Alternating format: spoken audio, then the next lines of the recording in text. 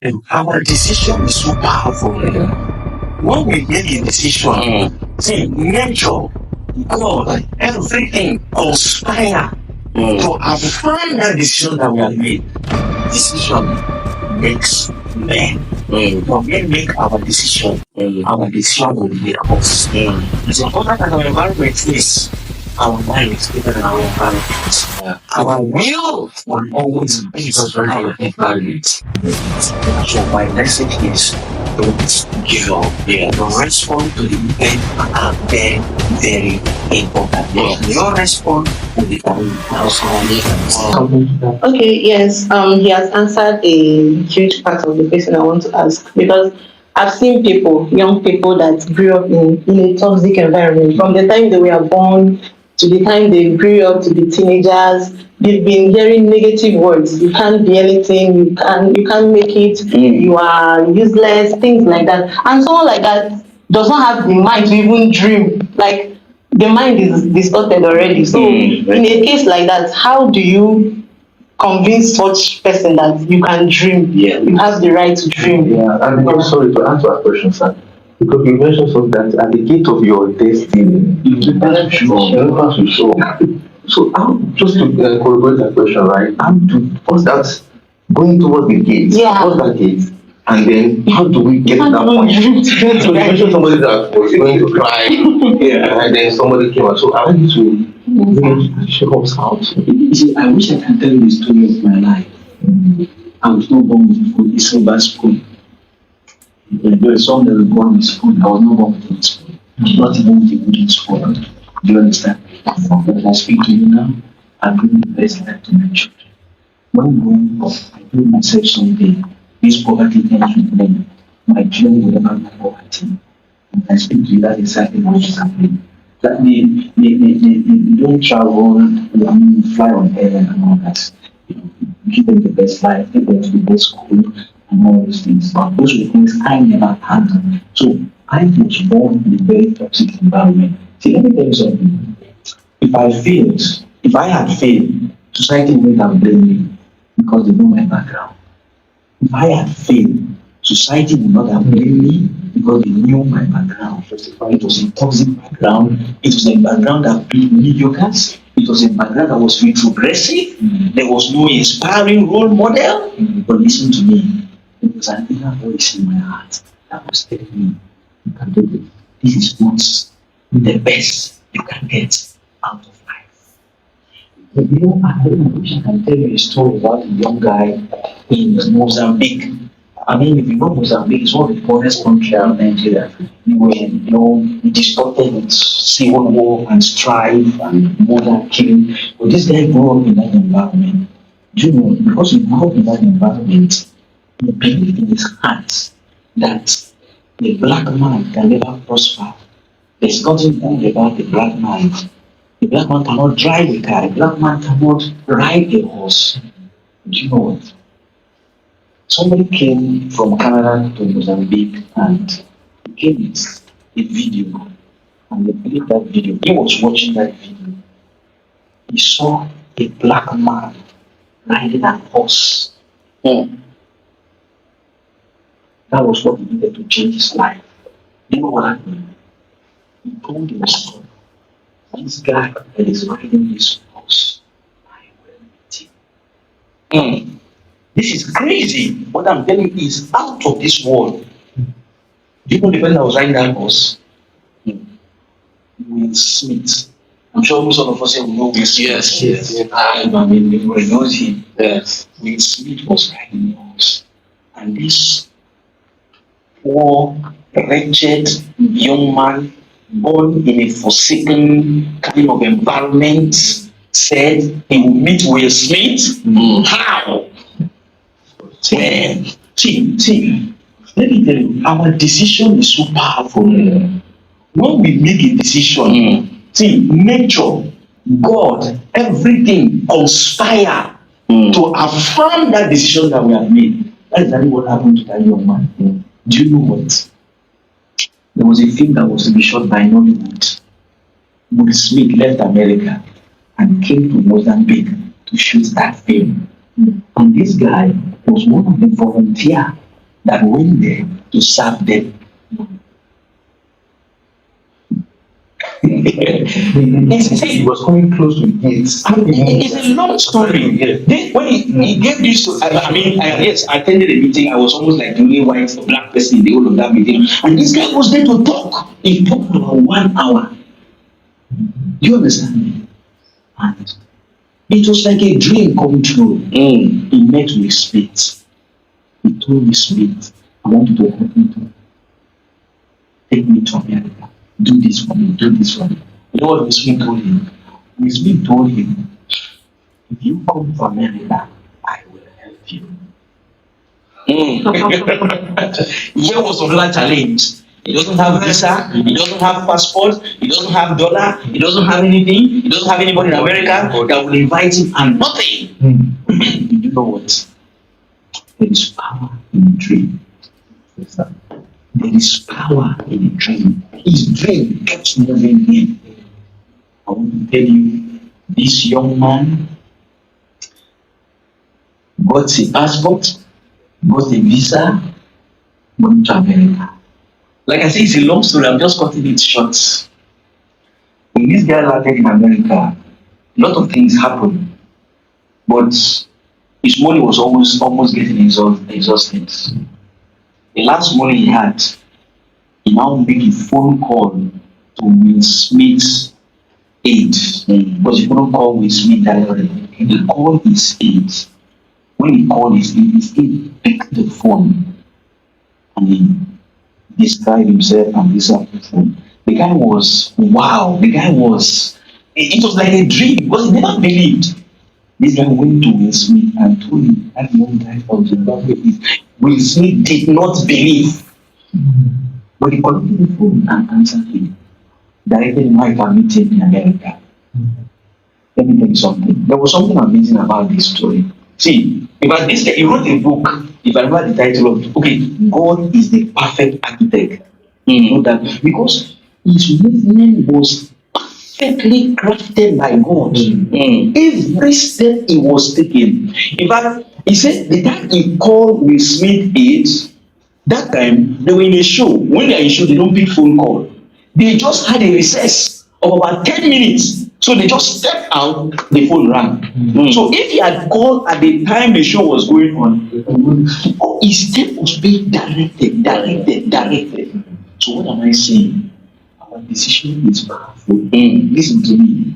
Decision makes men. When we make our decision will make us. As important as our environment is, our mind is greater than our environment. Our will always beat our environment. Thank you very much. Awesome.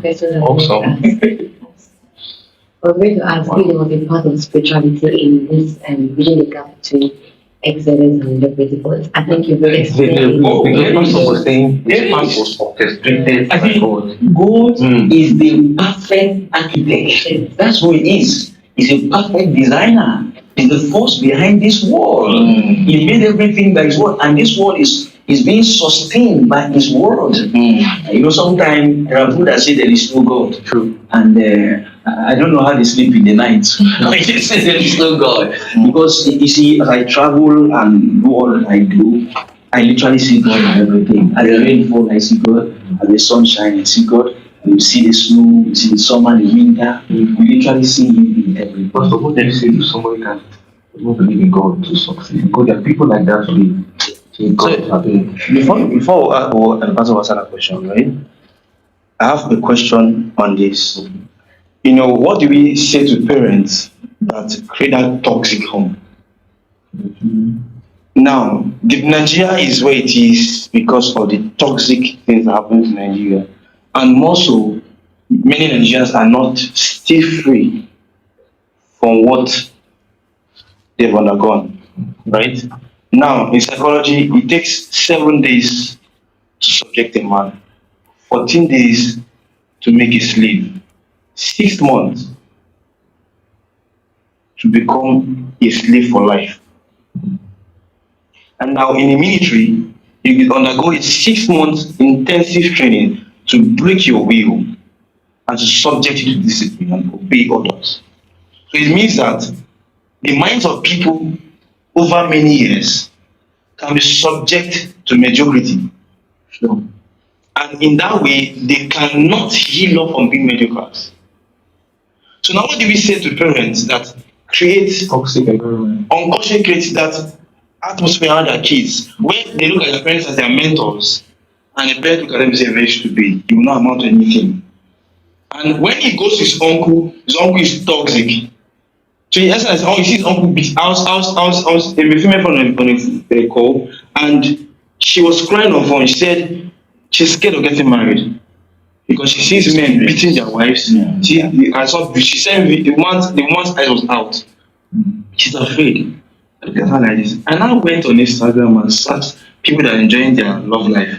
I said to her, I said, then why don't you focus your mind on the positive? That's beautiful. I love She that. started smiling. And I said, as for me, I will have a wonderful marriage. So you too should see that way. Don't be afraid. She started laughing on the phone. I said, well, focus on it because why? The more you wrongly feed your mind Yeah. or allow negative things to bear fruit, Yeah. you would not. Believe that you can have. So I had to stay and take the role of somebody who is and guide her to. But what do we do about parents when they, I don't know, and believe you understand what I'm saying, It's sir? okay, it's okay. You know, this is called negativity bias. I mean, we're prone to do evil than to do good. There's always that proclivity towards negative things and all that. But to come back to your question, incidentally, one of my sweet spots is parenting. I provide intervention for parents who are having, challenge in relating with their teenage children. As children are progressing in life, a point comes that they find it incompatible to relate with their parents. And then at that point, parents will now try to force their paradigm on those children, and then these children will resist it, and then there will be a gap, retention, and then communication issues and things like that. So I provide intervention for parents and help them to resolve that problem, train them, expose them to one or two things, and in fact, I'm writing a book. The book will be out July, August this year. Out. It's on how to design parenting. Parenting by design, from conflicts to control. Wow, it is a masterpiece. We're working on it and we're getting information from people to really enrich the book. So many young people today are victims of their family. They are victims of the environment that they grew up in. Yes, That is true. And clearly, it is a failure on the part of parents, and that is why we are having this problem. So, parents play very important role. The environment you create for the children, because, face it now, when a child is born, the first place the child plays is the home. The first teacher, the first caregiver, the parents. So whatever they pass on, let me go into neuroscience. There's a way the brain works at different stages of our life. For a child that is growing up from 0 to about 6-7 years, the brain absorbs everything without questioning. So the character, the behavior, the action of the parent at that level, the child simply absorbs them without questioning, and that will form the mental model of that child. That will define what life is, what family is, what love is, and so on for that child. And so that child is going to grow up with that mental model. And anywhere he goes, he will interpret family, he will interpret love based on the software that has been installed in him, programmed in him from the family. So parents must realize this. And then I must say this, many parents are using a broken strategy to train their children. Yes, sir. In my book that I've written, I have about 7 different parenting style. There is parenting by design, which is what I advocate. there is parenting by default. There is parenting based on the dictate of the society. Yeah. There is parenting based on ego. There are about 7 of them. I articulate them in my book. Now, some parents train their children by default. Yeah. They just feel that it will just work out like that. But when they get to that teenage, let me just say this briefly, containing a bigger detail in my book. When a child is growing up from 0 to around 6, 7, that child needs a mother and a father. And so the parent will be available for that child as mother and father. Yes. Now, but as that child keeps growing and become a teenager, that child does not need a father again. That child does not need a mother again. That child needs a friend. Yes. A friend. A friend. Now, here is the challenge. But parents do not understand this. So they still want to be a mother, they still want to be a father. What does it mean to be a mother and a father? Give commands. You understand? Sit down somewhere, control them, stand up, do this, do that. That's the problem. So they don't know that I'm not supposed to be a father, I'm supposed to be a friend. Yes. Now, you see, that is the point where children break communication with their father. True. That is the point that the father, they begin to complain, they don't talk with us again. No? Every time they're talking with their friend, every time they're talking with their friend. Listen to me, father, listen to me, mother. Be their friend and start talking with you. Yeah. But if you are a father at that time, what you are going to call it is rebellion. No, it's not rebellion. You don't understand. Because parents want their children to understand them. No, that's a broken paradigm. It is you that will understand your children. Very correct. So if you are there with them as a friend, if they go out, a man harass them, they will come back, they will talk with their friend. But if they come back and there is a father in the house who does not understand that we have moved from command and control to collaboration and connect, he doesn't understand these shifts, that child will keep that thing to himself. I can expand on this so much, but let me finish my thoughts. Okay. Now, when the point comes, you don't need a friend again. They don't need a role model. Yeah. They don't need a mentor. And that they begin to make decision. Who am I going to marry? What course do I study? Yes. So they now need a role model to pattern their life. And those parents are very smart. And that point also, they will transit from being a friend to being a role model. Yeah. So those children will now begin to model their life. Like I say, we can say much on this, but for the want of time, I will leave it at that. So there is a transition. Parents should understand this transition and That question was thank you very much. After just like get invited for another session. Yeah, they really trash this parental. Yeah, because accidental it also affects, about mediocrity. Sure. You said that exactly my mind. Yeah.